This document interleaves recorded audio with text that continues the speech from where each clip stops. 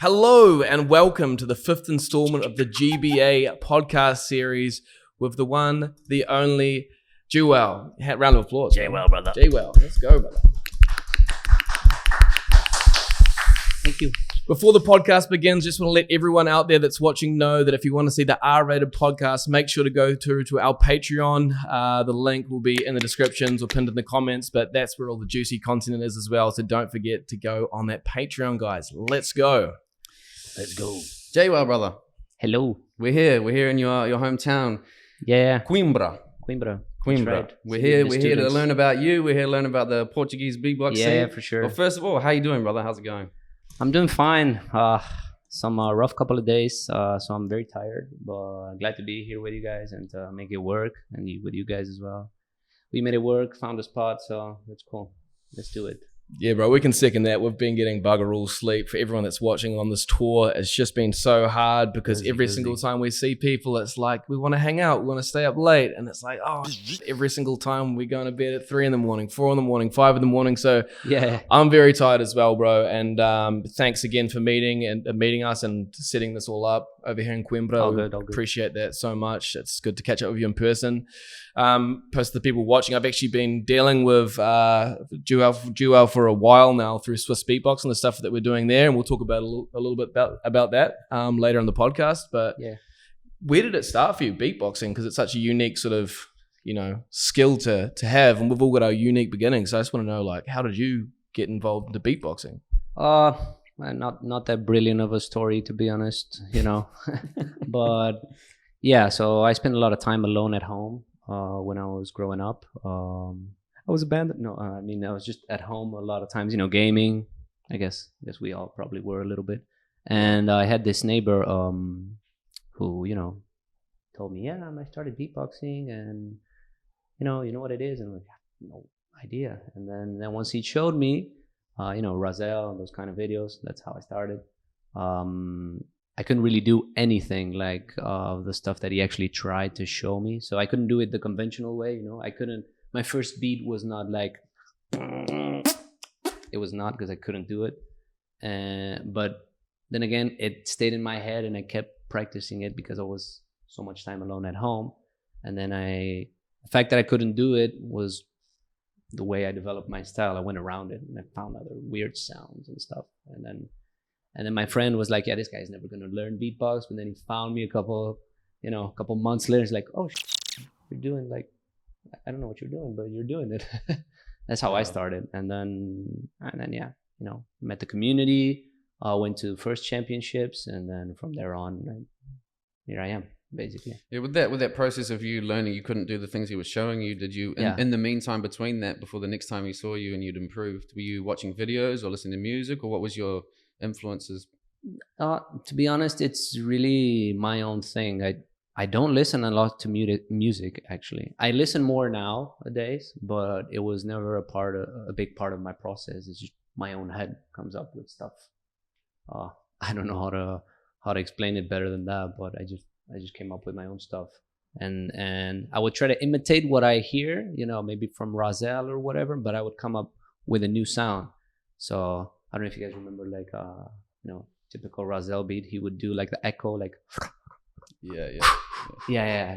Super simple, right, nowadays. But I was so intrigued by it, and I would try to do it. I couldn't, and then I ended up doing something else, like, it has nothing to do. There's a big step between and whatever that was. Exactly. But that's how I came up with my sounds. I would try to do TKs, and I didn't know how to do it because I've never seen anyone do it live, and would just go. Yeah, right. So that's how my whole style came about. Yeah, doing it wrong. So that's good though. Don't worry about doing it wrong. Thing. That's my advice. Doing it wrong. It's like in a way it's actually like it's a good thing to do it wrong, because then you're not doing what the norms. Yeah, you can be original doing it wrong. That's your exactly originality. What I'm trying to say. Yeah, developing their own unique style. Can also just go wrong, but yeah, exactly. And then, like, so what age was that when you were getting into that? the beatboxing initially? And did you play any other instruments as well? No musical background? background? I never played. No, Parents were into music? Anyone in your family? My dad would play guitar when he was drunk. Okay. But you could say that you're instrumentless. Exactly, I am instrument. Exactly, I never thought about that one. I am nice. Truly, yeah. Oh, and so the age just when became much better, the name. So what age were you when you started to actually develop some beatboxing skills? I can't like precise it completely because I have this like fog, like gap of like 3 to 4 years. I'm not sure which year would switch, but this was around between when I was 12 and 14, right, more or less, when I started. So it's been a long burn. Yeah, it's been a long time. Yeah, I'm about to turn 28, so I've been doing it almost for 15 years, or maybe 15 years if the gap is older than if the starting point is older than I think. Yeah. So what was that like? Because you must have had the same scenario as me and Stephen or other people that started beatboxing early in a scene at a young age, especially 10, 15 years ago. When were you first introduced to other Portuguese beatboxers? And were there other Portuguese beatboxers that you could see in media or that you knew of at that age? Or was it sort of when you got to 18, 19, 20? There was, but when you start out, you don't even think about it, I guess. Right. When you start out, you're like, you're like, I don't even know what this is or what I'm doing. Right. You don't have that first thought. Let me see if the guys here are doing that. I think so. It took me probably a little bit to get there, but in 2013 is when I went to my first Portuguese Beatbox Championship, which was not even organized by us. It was a different organization back then, different community. Okay. So like the guys here, like I didn't know them at all. I don't think they even were around that much back then. So it was like a different scene back then that I found out. But it probably started online, Ventrilo. Yeah. Really old school. I think that was probably the first time I had contact. Then I saw some names of Portuguese guys. Then I looked them up. HS, Oliveira, Mix FX, some of the first guys I heard. And then at the championship, I met some of them as well. But that was like my introduction, because then how the scene was back then, it kind of fell apart. So the previous organization, they became inactive, and then there was like a big gap, and now there's like a whole new different generation, and I'm organizing championships now. That was not the case at all. So do you have like a crew of people that you do that with to organize the champs? Or how do you get around that? Like we've set up the New Zealand champs, but I'd love to know your insight. So here, like I said, when I got my introduction to the Portuguese scene, the organization that was around was Portugal Beatbox Battle, which was from a guy from Lisbon, I believe. His name is Wilson P.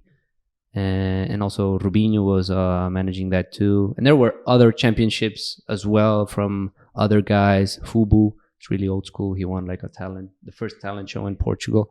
Like the first Portugal Got Talent was won by a beatboxer. Sick. Wow. So all those guys organized the previous ones, and then 2014 was the last one from that generation. There was a gap, 2015, 2016, 2017, no championships. That doesn't mean no beatbox, right? Because like for example, Days back then was probably pushing his limits, even though he was not battling. And then 2018, Portugal Beatbox League was born, which nowadays is called Instrumentless. Okay, right. So that's a story, little hilly like Coimbra. But so how was Portugal Beatbox League formed initially? So was it like a WhatsApp group, or was it like just we started New Zealand? Well, actually, Steve and Jared started New Zealand Beatbox. We started on Messenger Facebook group. Messenger, yeah. I'm not sure exactly how it was born. I know it was born from, people being tired of not having a championship and just thinking, let's just do it ourselves. Probably started, a normal conversation like this. They made a WhatsApp group. I know the people who were behind it, probably, the one that was the most behind it was Zach Person, Pablo, Oak. A lot of guys were there. Some were a part of it, even though they're not like really a part of it, like they were just in the group. Yeah, and they'll be like, mates, what if we have like, something going on at the championship? That would be their input. But there was a lot of people, and those would be probably the main ones. Pablo, Zach Person, also Radio, and a couple of guys. They were all together, and they made the first one in 2018 as Portugal Beatbox League. But I was not a part back then. Like I said, there wasn't a big there was like a solid group that was them. It was like, these guys are doing some stuff. Maybe I'm helping out in the backstage. Another one is helping this and there. It wasn't like a closed group. Right. You know what I mean? So it was a little bit of everyone.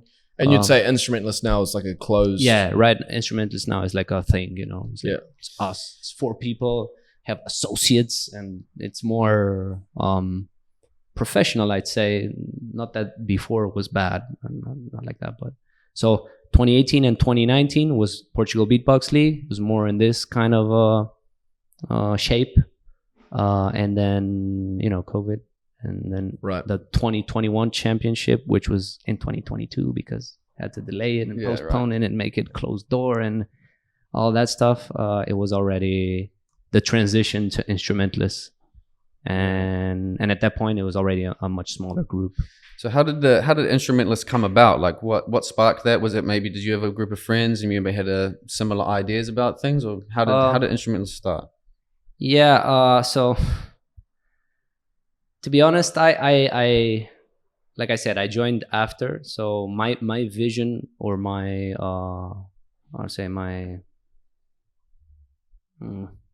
don't know how to call it. Like the way I felt about Portugal Beatbox League was not the same as the people who were already there. I had like a more, external view basically. And I was fine with the name and everything, and it was working fine. It wasn't a big deal. Maybe it didn't make a lot of sense to call it league, I guess, because, it was not really a league. But but then again, the idea came from, trying to push harder. Instead of having something that is always called, Beatbox Portugal or Beatbox Netherlands or Beatbox New Zealand or whatever, try to make it more attractive to everyone. Not just, name it Beatbox and expect all the beatboxers to be there and forget the rest, which I think is a little bit what happens. Not specifically because of the name, but we tried to give it a little bit... We tried to sell it a little bit better. Is that what we're trying to do? Not in a sense of money, because there's no money, but there's never any money in beatbox championships. And like I think we seen the same thing with the 555 Vision Battle. For example, they had Portuguese beatboxers. Shout out to Days over there, smashed it. Also smashed it at the World Champs. We'll talk about that soon, pal. But shout out to Days. He's been looking after us in Portugal, down in Lisbon, up in Porto. So shout out Days. Yeah, big love, brother. But yeah, we can see the appeal of doing that. So does that mean like in the future you'll look at doing events that are open to internationals, or is it mostly just going to be Portuguese beatboxers, or how does that look in the future? Yeah, we have done that online. We had one big tournament with cash prize and stuff online, and we had guys from Latin America to other parts of the world. We try to do that. Of course, it's not our main focus because we just don't have the the human manpower to do all of this. So we're more focused right now in doing things here in Portugal, right? Specifically in Coimbra, actually. Lately, you have a battle coming up soon, right? Was it the 20th, 5th, or something of September? It's not just an event, a showcase sort of event. Yeah. So, like I said, we did the last championship in 2022, but it was 2021, and now we're kind of taking a new approach of not necessarily doing the Portuguese Beatbox Championship every year. Try to do it every 2 years, at least for now. Okay. And try to push forward other events. And this event you're talking about, which is upcoming on the 23rd of September, it's literally called Instrumentless Get Together. That's what it's called. It's the second one. So there is going to be a small little battle there because we did an online qualifier and then we're going to do the final live. Little glimpse of battle, but the rest is, open mic, DJs, everybody hanging out and trying to build like that sense of community, because that's really what we think is lacking on a lot of aspects.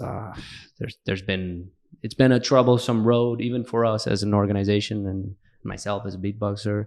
Not only because we had this big gap of not having a championship, but the fact that you try to do something and make it professional is also hard when there's nothing going around, and it's a big clash. And it's expensive to do anything as professionally. Well, yeah. It costs money. It costs money for videographers. It costs money for graphic design. It costs money to market it on social media. It costs money to have an MC.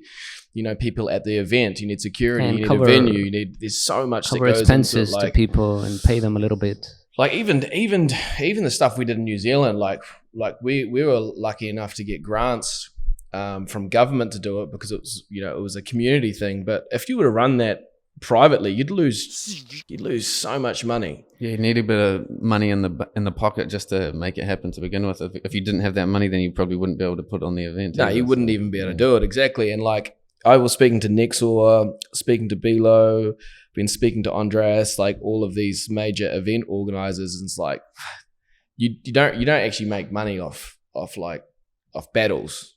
I think what we could see, or I could see, I was chatting to Nexor about this as well, is like maybe moving forward into more of a showcase style event where you may be qualified to showcase at an event, and then you also have things outside of beatbox there to sell more tickets, which might be like, for example, a local band or a national band that's quite well known that can sell tickets, or a drum and bass act or a DJ, and then kind of utilizing these performers and getting them in a position where you can pay them a fee to come and do their showcase, whether that's, €500 or whatever. It covers the venue costs and maybe puts a bit of money in your pocket as an event organizer. But the typical format with just battling, it doesn't make, like, it's good. We want battles, of course, but it makes like zero commercial sense at all to do battles. And it doesn't, what we think, team at Instrumentless, what we really think is that having only battles or having too much battles doesn't even have, at this point, I think, that much of a only beneficial outcome. Because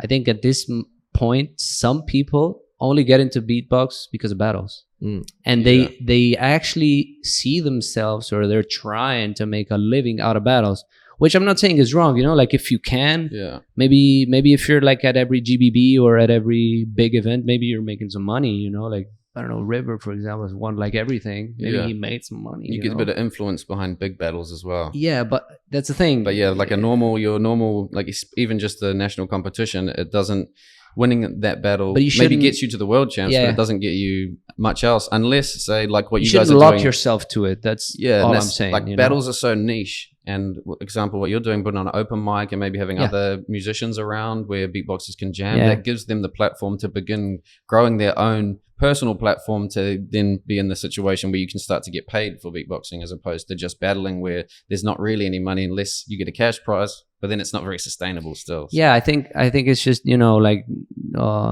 giving the input to people for them to explore it more in more directions, not just think routes. About battles. I love battles, like I've battled battled a million times, online, live. I've done it like a million times, and for me it was also, I think I was in this loophole as well, like that I had to battle to prove something, or else I wouldn't be able to do anything else. And then I came to this point, I'm like, why am I even battling anymore? Why am I trying to come up with like a new combo? It doesn't make sense. Like I could do something else at this point, and I'm not even seeing it because I'm so caught up in the battles. Yeah. So I think in Portugal, this is a really big thing. Like all the beatboxers that I know, in my case, that are really good in Portugal, they're good because of battles. They're not doing a lot of shows, or they're not doing a lot of collabs. Of course, there's some exceptions. There's some people who are effectively doing that, and they're doing really cool stuff. But it's a minority. So why am I pushing forward the idea of being beatbox battle champion if that's not necessarily what's going to bring traction to beatbox? Also, it helps, but it doesn't need to be the only thing. That's what we're trying to do, basically.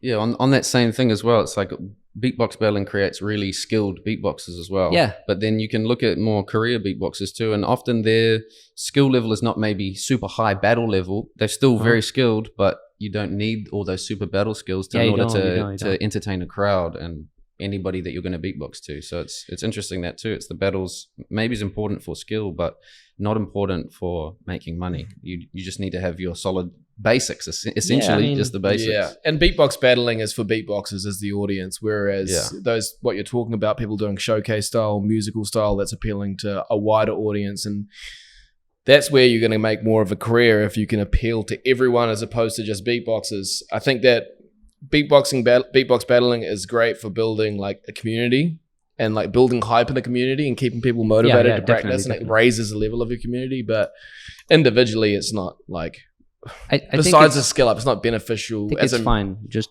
do more than that. Yeah, you're going to be fine. It's only one facet of I don't want to get rid of battling at all. No.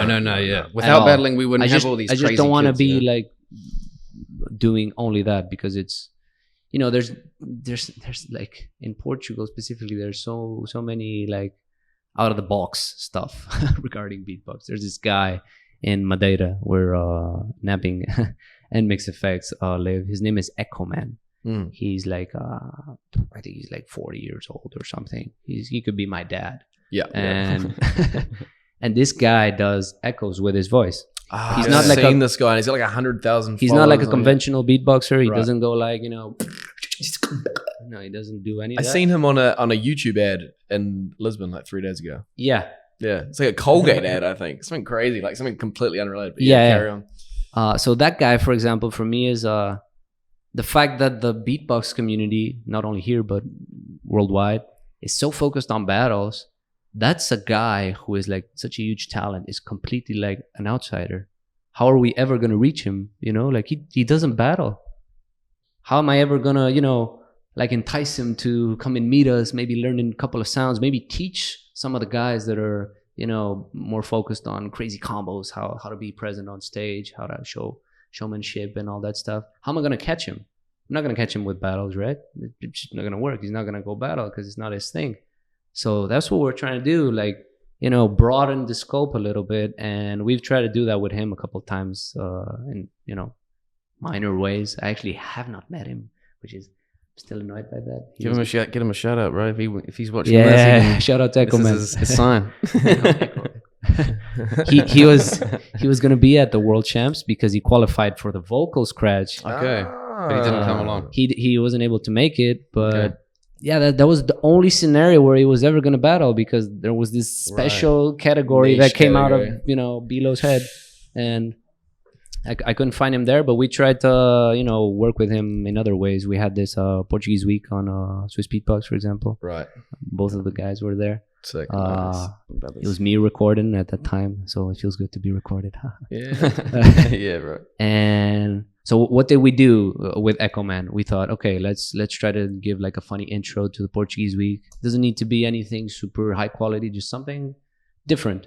And we did like this funny intro with a little loop track saying, it's the Portuguese week.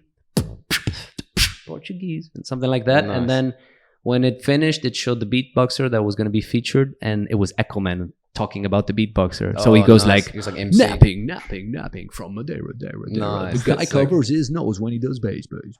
So we did like, you know, like we used this thing and included it there, and he's like, I think nowadays he feels much more part of the community. He also like gives us some money to Instrumentless. Like we have a group of us.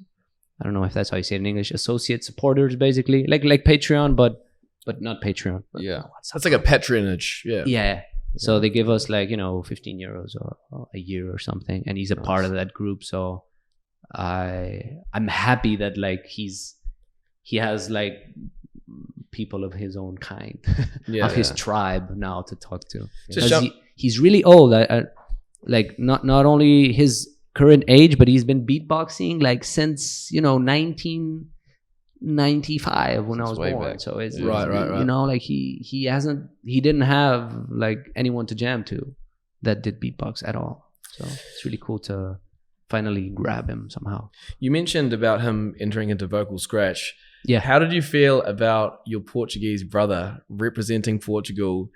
Shout out to Days again, battling a killer napalm and actually smashing it on stage. He didn't take the win, but it could have gone both ways in my opinion. How did you feel about that, watching your bro like? I mean, I know Days, and I know his potential. Always knew he was like a solid guy.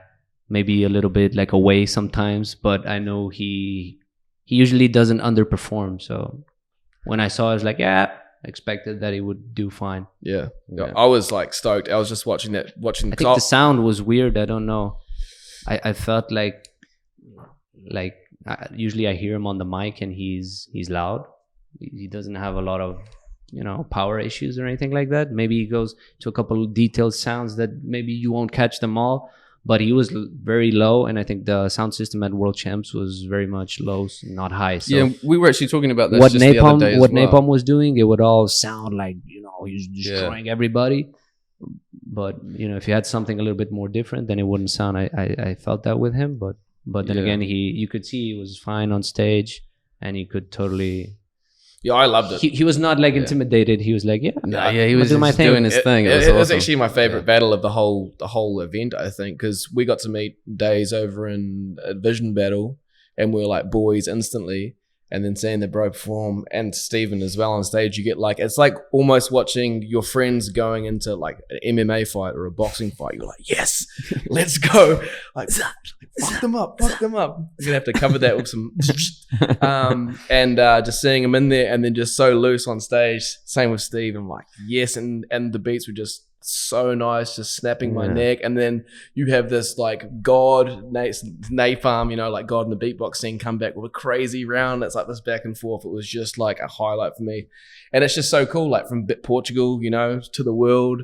Yeah, man, and I just would be I was so excited to see what other talent come from what you're creating now, and what the guys back in the day started out, and this whole thing in Portugal is amazing. And what I've noticed as well is just that the Portuguese people in general are just like so hospitable, so friendly, well spoken, just good dudes. So like big ups to Portugal. People are chill here. I've been saying to my friends back home, actually in New Zealand, because I've been following my journeys around and asking how things are going. I'm like, man, I think Portugal might be taking the cake so far, eh? Like the women are beautiful, the cities are just gorgeous, and the people are so nice. The weather, everything's just amazing here. So if you haven't been to Portugal, guys, make sure you get a plane ticket and go there, and you will not regret it. Come to Coimbra.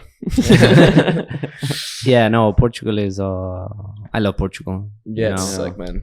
I was just thinking, bro, here. About you were talking about before about the sound and that. We were talking about it the other day, and it was sort of, I think we sort of brought it down to like our sort of experience as well, because you see these guys like Napalm, and even I was versing Black Roll, and he's just got the mic technique down perfect, and the way he's so loud. That guy was I've never seen sound so optimized. Yeah, so perfect, so loud, and it's crazy. Then like us, we got more the chill style, and then maybe we're not usually so focused on like getting the entire sound through. We still got good mic technique, but there's a difference between the really experienced guys that are battling. They have that mic technique down, and there was a few things at the World Champs. It was a big open space. It was quite echoey as well. Yeah. So if you weren't doing that proper mic technique, your sounds end up getting a a little bit lost, and then even you on the stage, you couldn't really hear. That's also another thing with when battles. You miss it. Yeah, like you're either like a beatbox battler or you're not. The soundscape wise. Like I was never much of a beatbox battler, even though I battled a lot, because my sounds would be like just stupid sounds. Like or how the hell am I gonna do that in battle? It's not gonna work. Or even a snare, like. And not even a normal snare I use, so it doesn't work that well for me, because everything has to be punchy when you're battling. So even that sometimes is limiting. Like you can have a kid who's having a lot of fun exploring sounds, but then he completely changes everything or tries to tweak it for the battle when he could be doing it at a show or YouTube content or whatever the hell.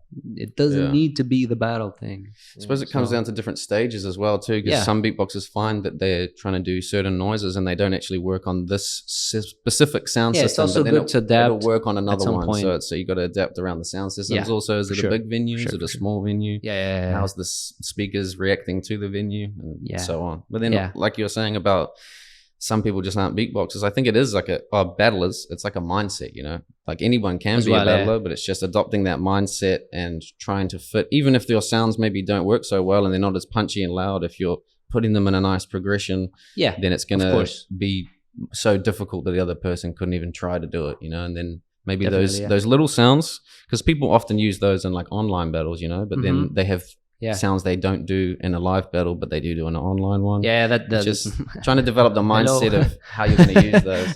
Yeah, I've always done that.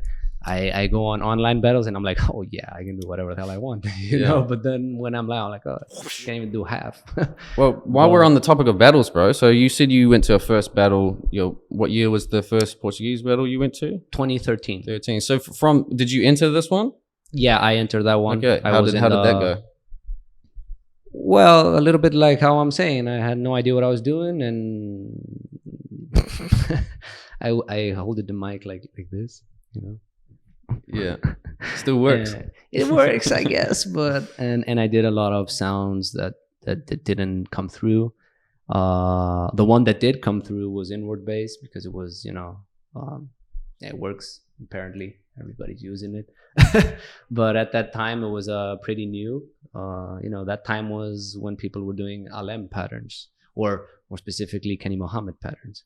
But I was doing inward bass, so imagine like people would listen to me and be like, "What the hell?" In 2013, you 2013, wow, yeah, nice.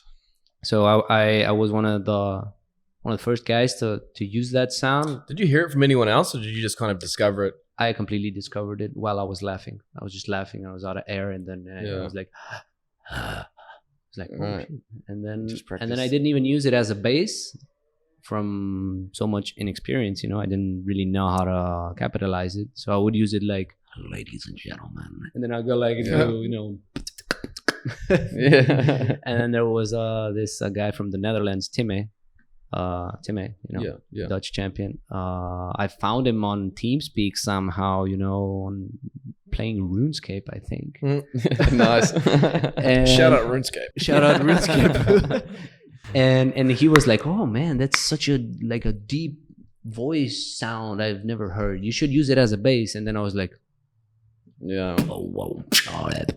And then there I started using inward bass, and that's how I kind of got to be known, not only for inward bass, also the other weird sounds that I did, like that. I already did it back then, which is also uncommon, but I got a big hype at that point. Even though I had no idea what I was doing, I was just doing it. But everyone was like, "Oh my god, this guy is like the new generation," you know. Yeah. I was like, "I'm just doing this at home," you know. Like, don't put this pressure on me. And yeah, like I said, then there was like a big gap, so I kind of stopped from 2014, 2015. I didn't stop, obviously, but I wasn't actively working on my beatbox. I was studying here in Coimbra, and there was no events here, so I didn't know what to do with what I did. And then once I came back, then like inward bass was a thing. I was like, what the hell? Like, so many people do it now. Like, how am I gonna like stand out now? You know, it was very, very weird feeling, intimidating. Because, but that's the thing. I didn't get hype on that moment because I was necessarily good. It was just because I sounded different. That happens a lot with beatbox, like a lot. Like you'll have Napalm. Napalm was, you know, he brought the lip pros. Everybody was like, oh my god, Napalm. And now it's like, okay, it's just Napalm doing the lip pros. Now people want to hear, you know, the polyphonics or the, I don't know what the hell they're doing. You're like Luluka beat. Shout out Luluka beat. There's sort of like phase, I suppose, right? Because the Napalm lip roll was a phase. There was the inwards bass phase. And then there's the now it's like the Luluka beat phase, you know? Yeah, all the runs and everything as well now. People are getting into those musical runs but that was cool kind of in a way for me, because I was at the hype, and then I had to work from the bottom. I was like, okay, how the hell am I going to stand out now if nobody cares that I do inward bass anymore? That's not the thing. I'm going to have to like actually layer my beatbox and work a little bit on it. So it was a good process for me. Now I feel a bit less of an alien beatboxing. I can work around, you know, different stages, different crowds. So that was kind of cool. I'm actually really interested to know how you got involved in Swissbeatbox, because the audience, they might not know that you actually work quite closely with Swissbeatbox, how that relationship was formed, and like kind of what your operational role is with Swissbeatbox, how that works in with Instrumentless. And this is a big question, but kind of where you see yourself moving into the future. I know you're an organizer, so you've obviously got a lot of vision down the path, and not so much for Instrumentless, but more so for yourself, where you see yourself. Yeah, so Swissbeatbox is a recent thing, actually. I've been working in Swissbeatbox. It's about to turn a year since I'm there, so I haven't been there for a long time. I know how it is right now, but I have no idea like how it was back in the days, you know, because Swissbeatbox has been, you know, evolving. It used to be like this, and now it's like this whole planet Earth of beatboxers. You know, they had exponential growth. Crazy. So I already entered at this stage, you know, where it's more like this big company with, you know, job roles and, you know, structure. Yeah, and all that stuff. So yeah, Swissbeatbox. Basically, I started working there. I'm working as a content team member. What I do more specifically is I take care of descriptions of the posts. That's like my job that never misses. Like, you're never going to see a description that's not done by me. Yeah. Well, you know who to message if something's wrong in your Swissbeatbox video. Yeah, I'm thinking I might send some posts your way. I hate writing descriptions. Yeah. I mean, I'm not gonna say I love it either, but I'm good at it. Yeah. Like, I can like look at it, and in 5 seconds I'm alright. I come up with it. You know what? Well, you might be so. I put it there. You'll be writing some descriptions for us, or at least soon. Then you'll be writing the description for this podcast. You'll be writing description for the vlogs, and maybe for these podcasts. Yeah, you'll be writing the best beatboxer in Portugal ever. Jewow. emoji. Yeah. So that's what I do, like, guaranteed. But then I do a bunch of other stuff. I've done from, you know, graphic design to also contacting with the artists. So nowadays, a lot of people are like confirming or dropping out of GBB. I'm the one who messages them and tells them, "Come on, man, you have to send the contract over by 6 p.m. tomorrow. Send it to Juliana at Swissbeatbox. Please don't make me message you again. I have to do this." Yeah. But yeah, that's my main role, doing the descriptions and quality assuring stuff. So yeah, in PacMax, for example, is editing video. So he edits the videos. The YouTube version goes to YouTube, and then I QA all the other versions that go to other social media. So like 9x16, Square. Are you editing this? 15 seconds for stories. I have to check all that. Are you editing that yourself, or are you cutting those into those formats? No. It's the video editors. Okay, so you're vetting the files that are coming through to make sure. I'm the annoying guy for them. I'm like, you need to change this. There's a black border on the top on the second 6. Really sorry, gonna have to render the whole thing again. And they're like, oh my god, please, just say you didn't see it. Yeah, that's what I do. Okay. Those are my main jobs. But then, like I said, I end up doing more stuff. Right. And so where do you see this going in the future? Like, I'm sure that you're utilizing this job as a learning experience, a good way to build relationships, you know, maybe perhaps there's going to be some opportunities and pathways that arise out of this. You said you're doing some remote work currently outside of beatboxing. You've got Instrumentless, which is from like an organizational standpoint. What do you want to be doing? Like, say in 3 to 5 years, where do you want to be positioned? Like, what does your day-to-day operational role look like just for your own sort of income and life? Like, where do you actually want to go? Well, I have a hard time making decisions, to be honest, like final decisions. So I'm a really great guy at being like in the middle where I don't have to decide. So it's hard for me to answer that question. But ideally, what I see myself, or what I hope to be doing, is, first of all, do my own stuff. So like, you know, Jewow, the beatboxer, like record my stuff, you know, like make a nice video, record some tracks, put it on Spotify. Don't just do a stupid wild card at the last minute and then don't like it that much and then feel like deleting it later. But I try not to do that, by the way. But so I want to do that, and I want to keep beatboxing and doing some gigs here and there. Not only solo, but tag team with Fresh Mike. I do tag team with Fresh Mike. It's called Combo Sure.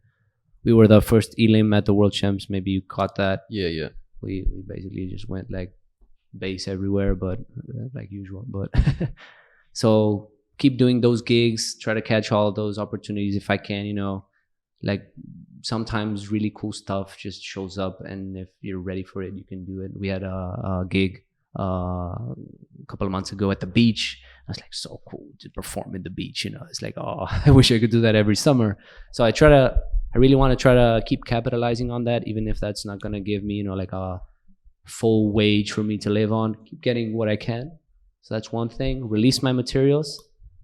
And then, if possible, which I think will be possible because we're working on it, make Instrumentless an official thing. So by official, I mean, you know, I don't know how you guys call it in New Zealand, but here we have like, you know, companies, associations, and informal groups, and et cetera, et cetera. We're informal. We don't have a tax number, okay? Okay. So everything we do as an event that needs to have a tax number, it's usually individual tax number, or maybe there's like the city hall behind us, and the event is legally theirs, but then we're organizing it. So we want to change that, organize our own events, create an actual group, like a cultural association, have people, you know, come to our spot, chill with us, you know, try to create activities and ways to promote all of these art forms. Not only beatbox, you know, we've been working with dancers and rappers and all of these niche art forms as well. Smaller groups are getting to know Instrumentless, and they're contacting us, and they're like, what the hell is it? Like, there's a beatbox thing in Portugal, like so we're getting a lot of reach out there in that sense. So I would really love to one day be able to say it's my job, but it also gives me like some more money. Of course. Well, you need to sustain yourself. Really want to try to do, even if I had to have a job on the side to help out a little bit, but I really like to make it a bigger part. Yeah, and that's a lot of people don't see that effort as well, especially on the organizational side, how much time and money you just dump into this never-ending pit. And it really, like, the amount of man hours that me and Steve have put into New Zealand beatbox, along with like some of the old organizers as well. Definitely you got to shout out to some of the old guys that were doing this as well. Shout out to the bros. It takes a lot of time, a lot of effort, a lot of money, and oftentimes you don't see any return on that whatsoever. And you have to figure that out, because it's not sustainable if you don't. But you're just going to keep pushing and finding new avenues, like what you're saying. Collaborating is a major, whether it's a hip hop dance group, you know, or it's bands or DJs, EDM acts, anything in that cultural realm, looking for government grants or ways that you can get support from different organizations, and putting yourself out there, working with schools, for example, lessons, like a lot of avenues to go forward, but just it takes so much time. It does. But that will be my main focus, other than making money, also making it sustainable for me, because I at this point I do so much stuff. Like, for Instrumentless, I'm let's say I'm the social media head. Okay, so sometimes I'm posting, sometimes I'm editing the videos, sometimes I'm doing the designs. I made the whole branding of the event, and I had to create the prizes, the t-shirts, go and print them. That's all me, usually, because we don't have a designer. You know, we're 4 people, and let me shout them out, by the way: Cbeat, Fresh Mike, and Pablo. That's the 3 people that are part of Instrumentless. And for example, Cbeat is the money guy. Like, that's what he does, you know, like a cent doesn't go by missing that he doesn't know of. So he's like, has all that thing figured out. That's usually his job. He doesn't touch anything else. Of course, on live events, we're all working, you know, like we're all carrying waters and taking care of participants. That's a different thing. Then we have Pablo that takes care of the sound. He didn't always take care of the sound. He's like this little mastermind who doesn't show himself too much. But now we started like pushing him into the spotlight, and he's like producing and editing sound, and he's launching a lot of tracks, also with beatbox samples and stuff like that. So he's our own little Portuguese hiss. Nice. But like starter kit. Yeah. But he's pretty good, so he's doing that. And then we have Fresh Mike, which is more like, he like gives me a hand with social media, and he's like a good like public relations kind of guy. Yes. But then again, like if we want to do an online event, who is going to do the whole like images and posts and stuff? It's going to be me. Yeah. So I'm really overloaded all the time with Instrumentless, all the time. So I want to find a way to make it more sustainable, find some more people pay some people to maybe do the branding for the event that we're going to do. Maybe make a contest and find some students in Coimbra. I don't know. We're trying to think of more sustainable ways, or else we're all going to like fall down of tiredness at some point.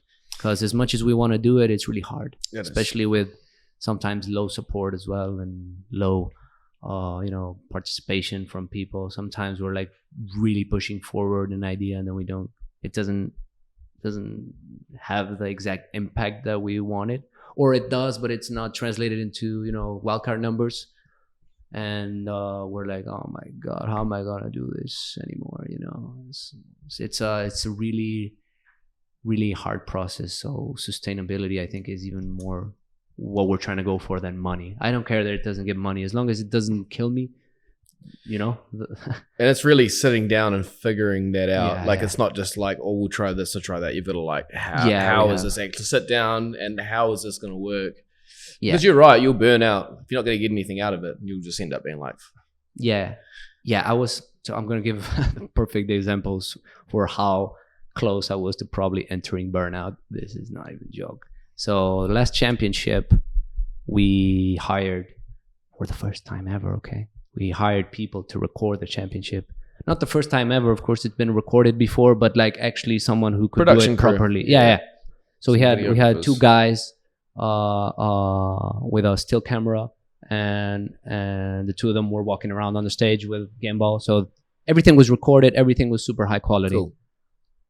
The process to do this. So I know this guy who has, this filming company.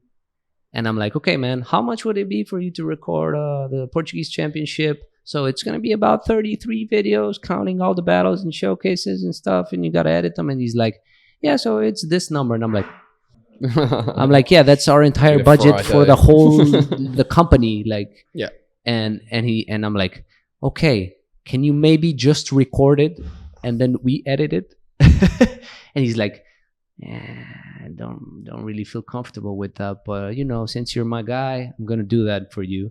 And I was like, oh, thank God. And the price got to half, much cheaper. We were able to do it, but then again, who edited that stuff? Yeah, good old Jewow. Yeah. I had to edit I was thinking it was about 30-ish videos, which is crazy. It's so much crazy work for someone cutting it. like me, it's not even my thing. I know how to do it. If you go look at the videos, they're cool, I think. I didn't them up, but it's not my thing, I'm doing it as a side hustle. Yeah, and if it's not your thing and you're editing a lot, you can, like, even just in the process of editing one video, you can just, because you'll keep going back, you're watching it again, and you're just even burning out on one video, let alone 33. When I got to the last ones, I was like, I can never do this again. With the next championship, we must find a better way. Yeah. But I did what I could, because like I said, it was the first ever Portuguese Championship that we actually had the entire thing recorded and released. It never happened before. Yeah, I think we need some sort of like AI software. It's probably out there right now. There is stuff for podcasts, bro, that you can assign camera angles to mics that are activated, and then the AI will go through like within like 5 seconds and edit out, cut together a whole podcast.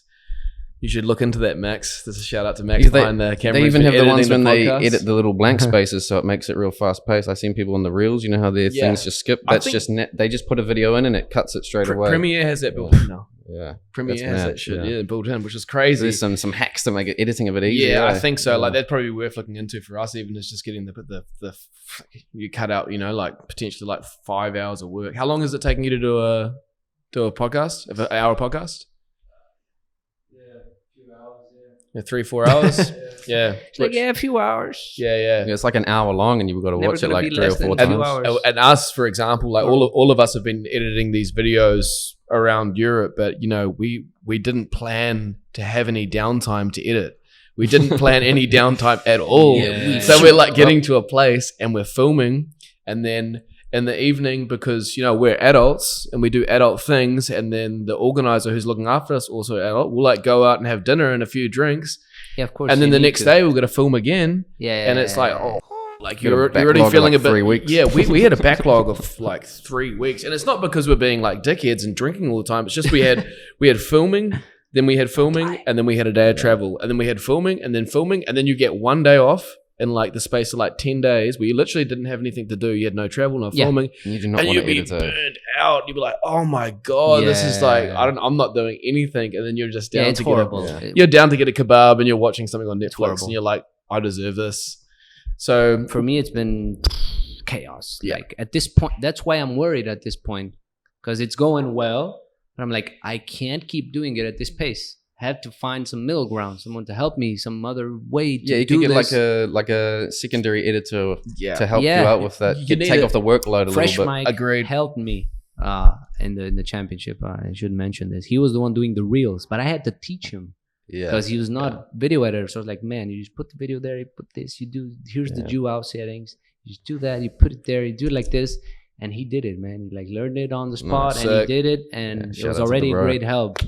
But I think you got to have the people that you get involved, especially if they're not working for like any pay, they have to have some sort of level of ownership of whatever outfit. Say, for example, that you're looking at taking down more of a private route with Instrumentless. Like if you've got people like yourself that are putting in work for no pay, the people that are doing that as well as you obviously have to have a share in what they're doing as well. And we made it pretty clear with like New Zealand Beatbox when we were doing this stuff, it's all of ours, it wasn't mine or Steve's, so if there was, any benefit with radio time, for example, whatever it was going to be, it's like everyone's got an equal share in this, just pretty much equal to the amount of effort that you're putting in. And I think that's a good way to motivate it, because oftentimes with these things, no one's getting paid at all. Like we're not getting paid. I'm not getting paid. It's just for love, getting paid with love. The problem is, I mean, I'm putting this as maybe something like, oh, poor me, in a sense that I'm so overworked. I'm putting it like that, but it's also my own fault because I'm horrible. Like we're talking about doing one event, and then I'm like, no, why don't we do 7, man? And then I get completely screwed. So that's me. I'm always putting myself in that sucker for punishment. You're like, I am. This is weird, because like the stress, because level of stress that goes with organizing events, and then you hate it when it's going on, and afterwards you've got this massive endorphin release because it was done, it was successful. I remember after the last championships in New Zealand, it was done, and I was having a chat with Stephen and Jared, shout out Rare, I think it was Kiva, and maybe someone else was in that call, and I'm like, look boys, I'm done. Like, that's probably the last one I'm going to do. And then Jared was like, oh yeah, Psintonia wants a group chat with us. And I was like, oh no, what's this going to be? And he started talking, and he was like, he wanted us to do the qualifiers for GBB to run a championship. I was like, let's do it. And then me and Steve and them did the Oceania Beatbox. The fact that you also have like really short windows to try something, or you have like these really random opportunities showed up because it's beatbox, and it's not like really like when you start doing beatbox events or beatbox initiatives, whatever the hell it is, you're like, where the hell am I going to do this? Which spots is it going to work? So when something shows up, sometimes you're like, I got to grab it. You have to. But then again, when you look at your arm, you already have like 6 things you're holding, and you're like, okay, put it here. You can overwork yourself, but I think like that's so applicable to everything in life as well. It is. It's like you have to grasp an opportunity, and my example of how it's worked for me is like there's 3 opportunities. Take the one that's got the most leverage in your life, do the best job you can do, and once that's done, I guarantee you that there's going to be 3 more that are going to have much more opportunity, like much more leverage. You pick that one, and then it's like this exponential curve, and then you wind up in some place that you could never imagine. Like over the space of 8, 12, 14 months, we've experienced that firsthand, and anyone else that does it as well. But if you don't go for those opportunities, nothing is going to happen at all. But the beauty is, I'm sure anyone that's listening right now, you've got something that you could grasp onto and do, like I'm sure you've got some stuff on your plate at the moment that you've taken on, you've got to do. It's hard work, but unless you do that, you're going backwards, you're not going anywhere. So it's life, brother. That's a beautiful thing about life, is there's always an opportunity to progress. And I think that's what it's all about, and that's where happiness is just a, collateral effect of like moving towards a goal or something like that. And I think that's the main thing, is you're moving forward. Yeah, and it's all about phases. So I'm giving this example that I had like 7 projects on my arm, but of course nowadays we're starting to think, okay, let's just let that one go. It's not going to be worth it. You start to more decisive, funnel it a little bit, and that's what we're trying to do too. But then again, it's still hard. But yeah, we're managing it. And once again, shout out to Instrumentless. Shout out to to the camera guys for the Portuguese Championship from Viseu, Lameiras Films, legends, and yeah, hard work, but someone's got to do it.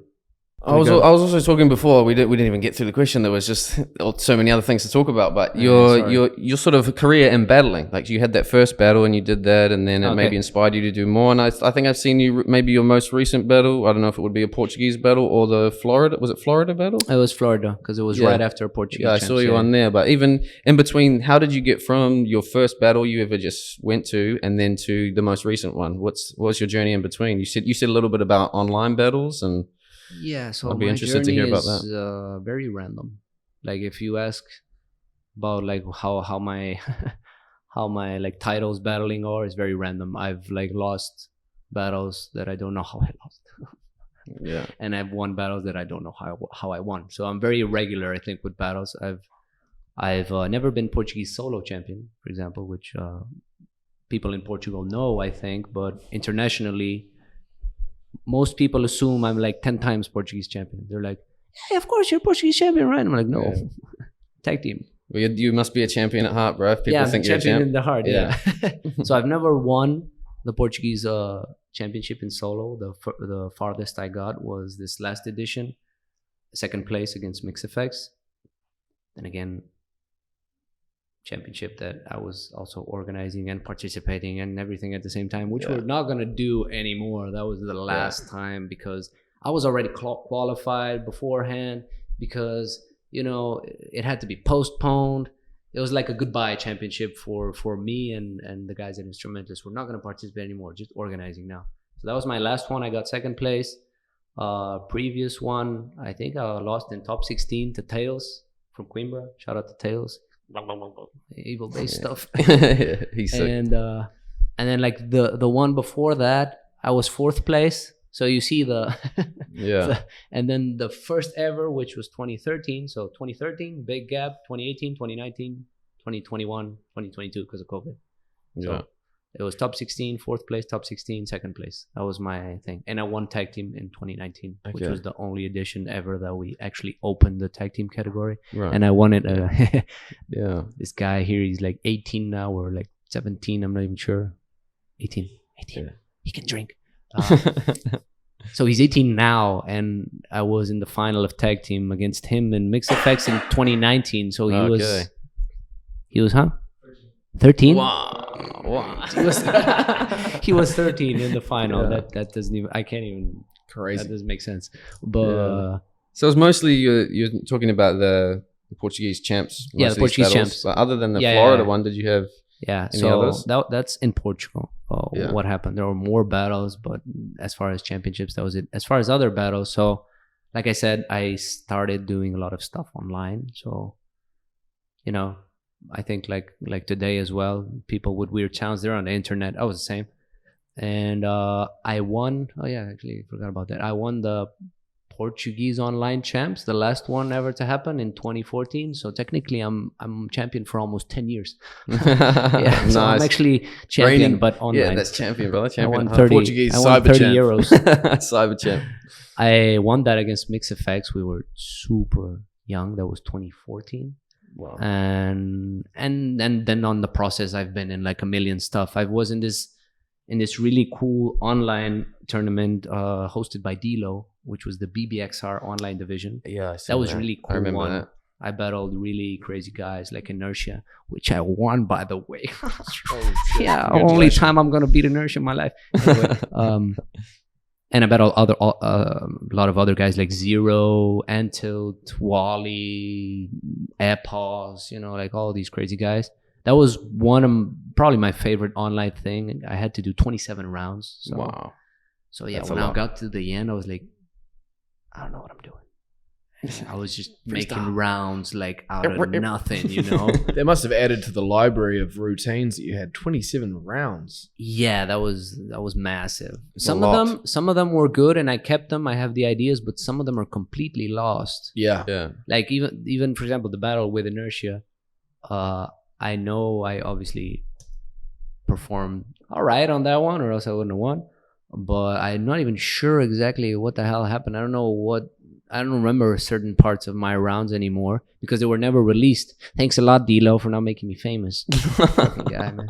Anyway, what happened then? Sorry, but what happened with the? Why didn't upload them or something? Why didn't they get released? I don't know. I think probably they just lost some of the. Maybe it was a big workload, big editing workload. Didn't get around to it. I think honestly they had some trouble with the audio and stuff because also D-Lo did it on a weird platform which I don't remember the name. Do you remember the name? It was this streaming thing. I don't know. He did it on a streaming platform that has never been done before, and sometimes it didn't work that well, and some battles went to Discord, you know. So it was really fun and really cool because it was a battle every week. So you'd have to battle every week, and every battle had 3 rounds, and you would win every round. Okay, so there would be a verdict for every round. Yeah. So, for example, with Inertia, I won 2-1 because I won 2 rounds and you won 1. So it was always like that. Okay. I only won 2 battles, I think, with Inertia and with Ent.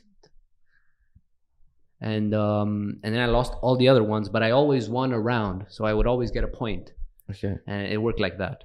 And it was super fun, super cool. Like it was during COVID, so it pushed me really hard. Yeah, 27 rounds. Yeah, you have to work or else you're fucked. And then once it ended, he said he was going to do it again, but I've talked with him a couple of times and he hasn't. I don't know if he's doing anything or not. So that'll be my really cool thing online. Don't want to lose myself like I've been doing for the last hour. So that was the coolest online thing I've done, but I've done multiple others. From, you know, online world champs, from beatbox community qualifiers, from all kinds of other battles I can't even remember. And then live ones, international, I did Saint Legends in 2014. So that was a very random one. Psintonia invited me. He simply noticed there was a guy doing weird stuff in Portugal. He said, come. And I went. And I battled B-Art there. Sick. Young B-Art. Doing like I think we need a vacuum cleaner. Yeah. And BBK was there. Babali won the battle. Kim was there battling. So that was my first international thing. Then I had a big gap again, and at a later stage I won 2 wildcards in a row to the Florida Beatbox Festival. Sick. That's a main battle as well. And 2022. And there I battled River. I battled You battled MixFX, right? MixFX on the last one. Portuguese lads on the French stage. Yeah, it was the first battle, and it was the rematch right after Portuguese Champs, which I lost again. But it's rigged, you know. Yes, it's all rigged, brother. I battled MixFX and I battled. Especially when you lose, eh? Oh, I battled the JP from Malaysia. Tough opponent. Yeah, he's solid. He's like over there looking so cute and harmless, and then he's like. He smashes everyone like he's totally trying to get in my head during my round. I'm like, no way, I'm not gonna look at you again. Yeah, it's a really hard battle, and I lost both of them by 1 vote. I have this thing; I always lose by 1 vote. I don't know. Yeah, you know, I think it's just because I'm unlucky because I would win normally. You know, it's the system is rigged. Yeah, right. No, I'm kidding, but those were my 2 fully rigged. My 2 last ones, which were really fun.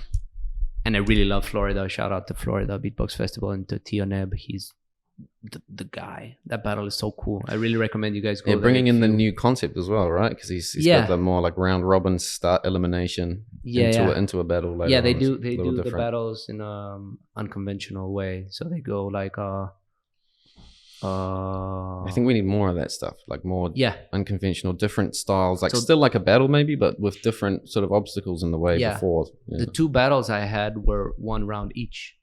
So you get to battle more people, battle more times, even though it's less time, but it shows a little bit more of every beatboxer. You don't straight up go in the first battle, you catch like napalm and you're destroyed. You know? Yeah, you get to continue even if you lose. Yeah. It's interesting because it makes people push a little hard. And there's always that battle that's going to be decisive. Which one of them is going to pass? I think in this last edition was MixFX with Match. MixFX lost, but it's an interesting concept. But not only that, it's the Florida Beatbox Festival always has other stuff. So they have other art forms, other cool performances of, you know, people working with lights and fire or something and loop station all at the same time. Entertainment. Yeah, they have a lot of that stuff. And the fact that it's not such a huge thing like GBB 2021 also makes it a bit more cozy. The vibe is nicer. So I really, really love that battle. And that battle for me was like where I felt the happiest on stage ever. Like I've never... You did well too, right? It was good to watch. Yeah, I'm happy with how I did. I was around, but with the second time I was very happy with how I did, even though I didn't win.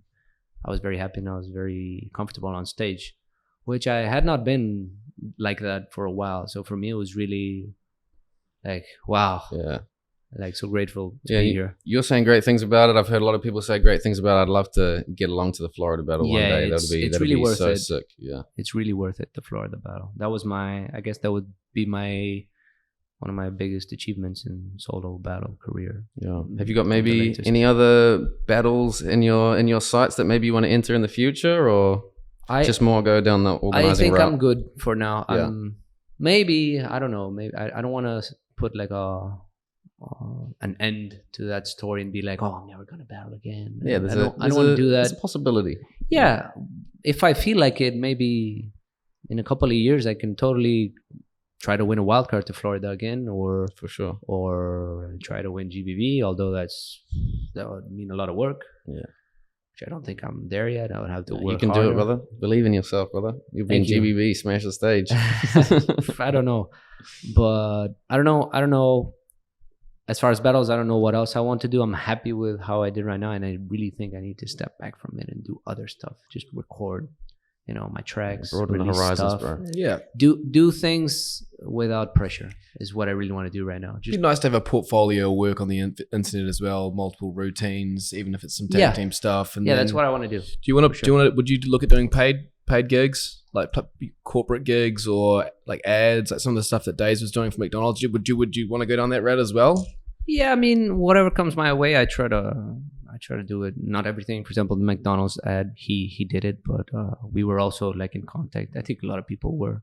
So we also gave like our price and our budget and our conditions, and he did it, and it's cool because Beatbox is on television. You know, people get to see it, people get to hear it, people get to be a little bit more familiar with it, and you know, it's in their head, which it usually isn't. Yeah, that's a good point. You know, it kind of puts it on that main stage because most people are sitting down on TV watching McDonald's advertisements. Believe it or not, it's not my favorite thing to do television. I really hate that people try to like put me in a box. Yeah, try to make me do that or something.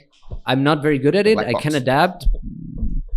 But I would do it, if I had some kind of ad. I've done stuff like that too, not like this, but I've done, for example, this there was this ad, I don't even know what it was about. It was some kind of crunchy food or whatever, and they had to open a can, you know, typical sounds. So they wanted my samples to try and work something with it, and then maybe they would use me for the ad, but then the ad didn't go through, so they just bought some of my samples, and I had to do mine was more like, you know, oh damn, you're like the first person that actually does that. Like, oh shit, I just got concert.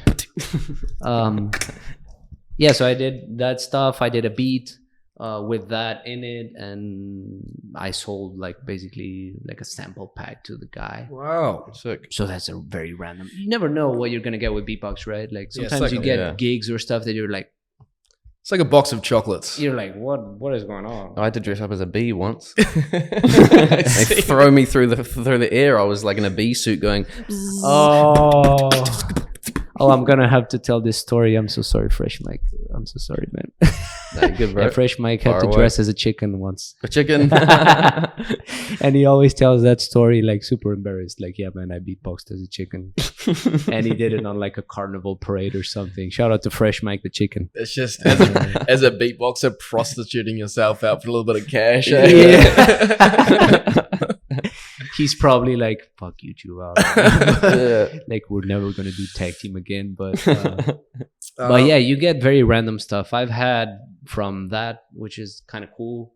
but I had to do a really rush. I had to record it on like my Zoom H2N in my basement, going like recording samples from doing a gig in like this conference room at a, you know, like veterinarian like congress, like they're talking about animals. Whoa, and they have like animal food on the table, and I'm there like crack up, which totally does not fit the thing, but it was what I did back then. Yeah. Now if I had that kind of gig now, I would adapt much better. I would do something a little bit more in between, but like at that time noises, I would go like doing, you know, trap and like dubstep. So it was kind of weird. People liked it, but it was weird. I did want to say, like, before we wrap things up, is there anything that you wanted to communicate to the audience yourself about Instrumentless, you know, the Portuguese scene? We know there's got this gig that's coming up, which might be after or before we release this podcast, but is there anywhere people should watch out for what you're doing or that sort of thing? So, as far as Instrumentless, you can find Instrumentless anywhere. Just look for Instrumentless at Instrumentless. That's our tag everywhere. So you can always find our stuff very updated and very organized on Instagram more specifically. But of course, we have all the other platforms too, which we try not to abandon, even though no one cares about Facebook anymore. But you could just look for that. As far as Beatboxing Portugal, pretty much anything that's going on is going to pass through there. Even other people's projects, like Days, McDonald's ad, we share all that we can. Anything that we find, your stuff, we will also share it. Other than that, there's also another page, which I don't want to go into that, but it's another project of mine called Brock's Project. You can find some shout outs of Portuguese beatboxers there, and also some international. You can find some stuff there, but it's a bit more inactive. Sometimes it pops out a video, like every once a year or so, because I don't have time for it anymore. But yeah, if you look for Instrumentless, you'll find stuff. We have that event, like the guys were saying, on the 23rd of September here in Coimbra. Atelier Fábrica is the name of the venue. Maybe you're going to see this after. So it was amazing. But yeah, we're going to have the Portuguese Beatbox Championships as well in next year. It's probably going to be here in Coimbra. Spoiler alert. And we're just going to be doing a lot of stuff. And it's all going to be there. So you can just look for there. And I don't even know. A message to the community. What would I say? I'm gonna say this one in Portuguese. Façam wildcards seus grandes cavalos. I just told them to make some wildcards, you dumb horses. But on a more serious note, no, just please help us out. Honestly, like I know there's controversy. I know there's stuff you think that we did or that you don't agree that we did. I know all that. I know that. Not everything is perfect, and maybe, you know, we made also some mistakes. I'm not saying we didn't, but just support you. Put a like on what we do. Just put a like, share, send it to someone. That's already so good for us that we know that what we're putting out there is, you know, being seen. That's all we really want. Just share it. Try to send a message, help out. Try to show up. Try to, you know, give solutions and maybe not so many problems. Make suggestions. We're open to suggestions. If you think we've done something weird or you don't know what the hell happened with that situation, just ask us. We will answer. We're not like, we don't have Swissbeatbox's inbox, which you can't even go through it. You're like, oh, who is this? Is this a crypto scam or is this a real person? No, our inbox is much more simple. So just send us a message. Feel free to send us a message. We'll try to help out and just come to the events, especially to these ones. These are get-togethers, so you don't need to be afraid of, you know, performing against a high-level beatboxer. You're not gonna go on stage and catch mix effects going like you're not gonna catch, like, you're not gonna be on that pressure there. You're just gonna go on the open mic. You're gonna chill, have a beer or have a soda. It doesn't matter. Drink water and just chill. Just get to know people. you'd be surprised with how much you will improve from just meeting people. And someone tells you, oh, why don't you make the whistle on the side? And then you're like, shout out to Zerpa from Spain. And yeah, that's my message. Just support, please, before we die. Get amongst it. Get amongst it, team. Anything, Stephen? Well, yeah, get amongst it. Community's coming together. We'll have the bros' links down in the description. You can follow him, give him a share, like, follow. I'll make the description.